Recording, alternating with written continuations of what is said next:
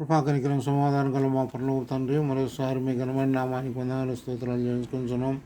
గత రాత్రి కాలం అంతా మంచి నిద్ర, మంచి విశ్రాంతి చేయని స్తోత్రాలు. మరి ఉదయకాలంలో ప్రభా మరి నూతన దినాన్ని మాకు అనుగ్రహించని స్తోత్రాలు వందనాలు చెల్లించుకుంటున్నాం. యూట్యూబ్ చేస్తుండగా నీ పరలోక జ్ఞానం దయచేయండి. అనేకులు చూసి రక్షణ మార్గం పొందట్లు సహాయం దయచేయండి. ఈ యొక్క యూట్యూబ్లో తోడయుండి కాచి కాపాడు భద్రపరచమని యేసుక్రీస్తు పరిశుద్ధ నామమున స్తుతించి ప్రార్థించి వేడుకొనుచున్నాం తండ్రి, ఆమేన్. ఆదికాండం 29వ అధ్యాయం 10వ వచనంలో దేవుని వాక్యం ఈ విధంగా రాయబడింది. యాకోబు తన తల్లి సహోదరుడైన లాబాను కుమార్తె రాహేలు తన తల్లి సహోదరులకు లాబాను గొర్రెలను చూసినప్పుడు అతడు దగ్గరికి వెళ్ళి బావి అందుండిన రాతిని పొర్లించి తన తల్లి సహోదరులకు లాబాను గొర్రెలకు నీళ్లు పెట్టాను. యాకోబు రాహేలును ముద్దు పెట్టుకొని ఎలుగెత్తి ఏడ్చాను. కాబట్టి సహోదర ఈ వాక్యంలో మనం చూసినట్టయితే మరి ముద్దు పెట్టుకుంట బైబిల్ గ్రంథంలో ఎవరెవరు ముద్దు పెట్టుకున్నారు అనేది మనం చూడగలుగుతాం. ముద్దు అనగా ఎంతో ప్రేమతో కూడినది, ప్రేమ దారలు కుమరించేది ముద్దు. అటువంటిది మరి బైబిల్ గ్రంథంలో మరి ఇక్కడ యాకోబు రాహేలును ముద్దు పెట్టుకున్నట్టుగా మనం చూడగలుగుతున్నాం. యాకోబు రాహేలును ముద్దు పెట్టుకున్నాడు. ఇంకా దేవుని వాక్యంలో మనం చూసినట్టయితే మరి ఆదికాండం 27లో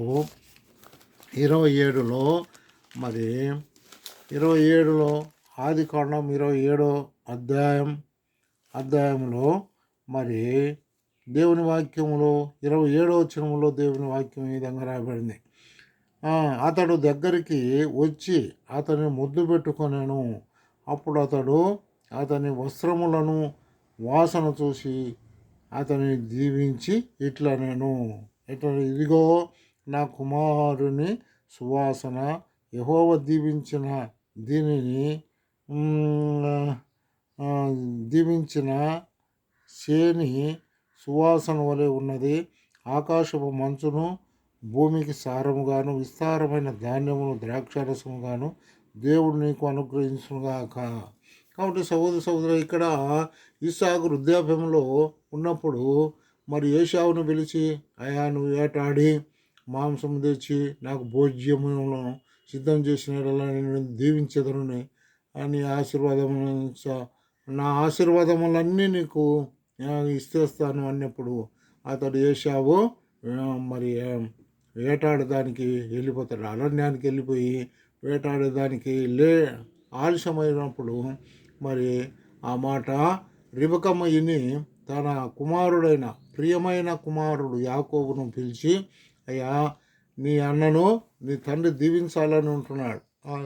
ఆ యొక్క దీవెనలు నీకు కావాలంటే నేను చెప్పినట్టుగా నా మాట విను. మరి మందకు పోయి రెండు మేకపిల్లను తీసుకొని రా, దానిని బోధించు, పనివానికి సిద్ధం చేస్తాడు, నేను భోజనం తయారు చేస్తా, అది తీసుకొని పోయి మీ నాయన దగ్గర పోయి అతనికి పెట్టుము, నేనే నీ యొక్క పెద్ద కుమారుని ఏశావును అని చెప్పు అన్నప్పుడు మరి ఆ యొక్క అమ్మ మరి దీవెనలకు బదులు శాపం వచ్చాదన్నప్పుడు లేదు కుమారుడా, నా కుమారుడు మాట విన్నప్పుడు ఆ యొక్క తోలును మరి చేతులు కప్పుకొని మరి అతడు తన తండ్రి దగ్గరికి భోజనము మాంసం తీసుకొని పోయినప్పుడు అతడు, అయ్యా నీ స్వరం ఏమో యాకోబు స్వరం, మరి చేతులు తడవు వచ్చాయి, ఇది రోమములతో నిండి ఉన్న చేతులు మాత్రం ఏశావు చేతులని తాను తెచ్చిన ఆహారాన్ని తిని దీవించినట్టు ఉంటాడు. దీవించి ముద్దు పెట్టుకున్నట్టుగా మనం చూడగలుగుతాం. కాబట్టి సోదర మరి ఇక్కడ రాహేలును యాకోబు ముద్దు పెట్టుకున్నాడు. అది ప్రేమతో మరి బంధుత్వముతో ముద్దు పెట్టుకున్నాడు. ఇక్కడైతే ఏశావు మరి యాకోబును ఇస్సాకు ముద్దు పెట్టుకున్నట్టుగా మాడుతుంది. ఈ ముద్దు ఇది మోసముతో కూడిన ముద్దుగా అంటున్న దేవుని వాక్యంలో మనం చూడగలుగుతున్నాం. ఇంకా దేవుని వాక్యంలో మనం చూసినట్టయితే రూతు గ్రంథం 1వ అధ్యాయం 14 వచనంలో కూడా ఇక్కడ కూడా మరి మరి నయోమిని రూతు ముద్దు పెట్టుకుంటుంది. ముద్దు పెట్టుకొని ఏమంటుంది అంటే చూడండి దేవుని వాక్యంలో మనం చూసినట్టయితే రూతు గ్రంథం 1వ అధ్యాయం 14 వచనం, వారు వెలుగెత్తి వేడగా ఓర్ప తన అత్తను ముద్దు పెట్టుకొనెను, రూతు ఆమెను హత్తుకొనెను. కాబట్టి సోదర మరి ఓర్ప ముద్దు పెట్టుకొని వెళ్ళిపోయింది. అయితే రూతు అయితే మరి ఆమెను హత్తుకున్నట్టుగా మనం చూడగలుగుతున్నాం. కాబట్టి సోదర ఇది నిజమైన ముద్దు కాదు, ఓర్పాది మరి బాయ్ అని చెప్పి వెళ్ళిపోయినట్టుగా మనం చూడగలుగుతున్నాం. కాబట్టి సోదర రూతు అయితే ఆమె అతను హత్తుకొనింది. నీ జనమే నా జనము, నీకు నాకు మృతి తప్ప మరణం తప్ప మరి ఏదియో ఎడబాయకూడదని దేవుని వాక్యం రాయబడింది. ఇంకా దేవుని వాక్యంలో మనం చూసినట్టయితే తప్పిపోయిన కుమారుడు తన ఆస్తి అంతా కాజేసుకున్నాడు, మరి ఇబ్బంది పడసాగినాడు. అప్పుడు తండ్రి ఇంటూ జ్ఞాపకం వచ్చింది. అతడు దూరంగా ఉండగానే తండ్రి అతని కొరకు ఎదురు చూసి అతను ముద్దు పెట్టుకొని కౌగలించుకొని ఎత్తుకుని మరి ఇంటికి తీసుకొచ్చినట్టుగా మనం చూడగలుగుతున్నాం.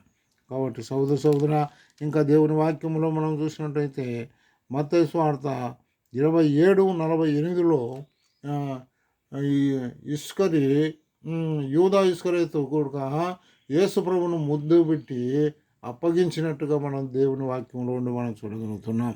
ఇంకా దేవుని వాక్యంలో మనం చూసినట్టయితే పరమగీతములు 1వ అధ్యాయం 1వ వచనంలో నా ప్రియుని అని సొలొమోను ముద్దు పెట్టుకున్నట్టుగా మనం చూడగలుగుతున్నాం.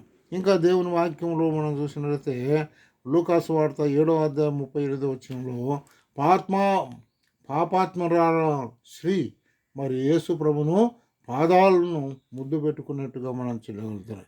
ఇంకా దేవుని వాక్యంలో మనం చూసినట్టయితే మరి యోహాను సువార్త 12వ అధ్యాయంలో మరి యేసు మరి లాజరు తిరిగి లేచినప్పుడు ఆయన భోజన పంక్తికి యేసు ప్రభుతో పాటు కూర్చున్నప్పుడు మరి జటామాంసి అత్తరుతో ఆమె మరి యేసు ప్రభు యొక్క పాదాలు మరి కడిగి ఆ పాదాలను ముద్దు పెట్టుకున్నట్టుగా మనం చూడగలుగుతున్నాం. కాబట్టి సోదర ఈ ఉదయకాలంలో నేను యేసుక్రీస్తు యొక్క ప్రేమను మనం ఆచరించిన వారుగా ఉంటున్నామా? ఆయన పాదాలను ముద్దు పెట్టుకునే వారుగా ఉంటున్నామా? ఆయన ప్రేమను రుచించే వారుగా ఉంటున్నామా? అట్లా లేకపోయినట్లయితే యేసుక్రీస్తు ప్రభువారు నీ కొరకు నా కొరకు 2024 సంవత్సరం కిందట ఈ లోకానికి వచ్చినాడు. ఆయన నీ కొరకు నా కొరకు నరమాత్రుగా ఈ లోకానికి వచ్చి మరి ఆ కలవరి శిలువలో యాగముగా చేయబడినాడు, రక్తము చిందించినాడు. ఆ రక్తం ద్వారా నీకు నాకు పాప క్షమాపణ దేవుడు దయచేసేవాడుగా ఉంటాడు. కాబట్టి సోదర ఆ రక్తాన్ని ఆశ్రయించినట్లయితే యేసు ప్రభువారేను పాపిని, నీ రక్తం ద్వారా నా పాపాలు కడుగు, నేను నీ ప్రేమను రుచించటంలో, నీ పాదాలు ముద్దు పెట్టుకుంటలో, నిన్ను ముద్దు పెట్టుకున్నట్లో, నీ ప్రేమ కలిగి జీవించడం సహాయం దయచే అని అడిగినట్లయితే దేవుడు క్షమించేవాడుగా ఉంటున్నాడు. యేసు రక్తం ప్రతి పాపము నుండి కడుగును అని దేవుని వాక్యం. ఆయన రాకడలో నేను ఎత్తబడాలంటే ప్రభువైన యేసుక్రీస్తునందు విశ్వాసముంచుము, అప్పుడు నిన్ను ఇంటి వారును ఆత్మరక్షణ పొందుదురు. దేవుడి వాక్యమును దీవించునుగాక. ఆమేన్.